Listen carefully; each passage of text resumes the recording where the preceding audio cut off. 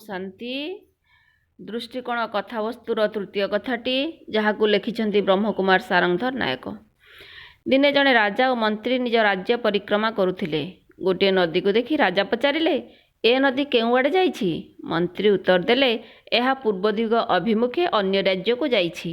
एहा सुनी राजा ईर्ष्यारे जळि जाई कहिले, आम नदी से राज्य को काहींकि जीव? एठारे नदी को मजबूत बंध निर्माण करी जल को अटकाई दिया जाऊ। राजांक कथा राजा आज्ञा शिरोधार्य बंध कार्य आरंभ हैला और पानी को अटकाई देबारु राज्यवासी बहुत हैरान हेले। सेमाने मंत्री पाखरे जाई गुहारी कले। मंत्री सेमानकु आश्वासना देई कहिले, अपेक्षा कर। राजमहल रे प्रत्येक घंटारे घंटा बाजे। घंटा बजाड़ी को मंत्री कहिले, तुमे आज 3टा बाजिबा समय 6 थर घंटा पिटिब। घंटाकार जी हजूर कहिला ओ राति 3टा बेले 6 थर घंटा पिटिला। राजा प्रतिदिन 6टा बेले उठंती। से दिन उठी मंत्री को पचारले, वर्तमान केतेटा बाजिछि कि? मंत्री कहिले 6टा। राजा पचारे, राति पाई नाही काहींकि? सूर्य उदय होई नाहांती काहींकि? मंत्री खूब चतुर थिले।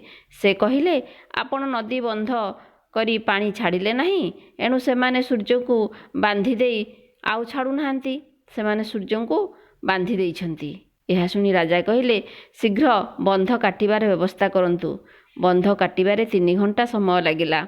बंध कटा सरिला बेलकू ठीक 6टा बाजी जाइथिला। सूर्य उदय हेले। राजांक मन बुझीगला। ओम शांति।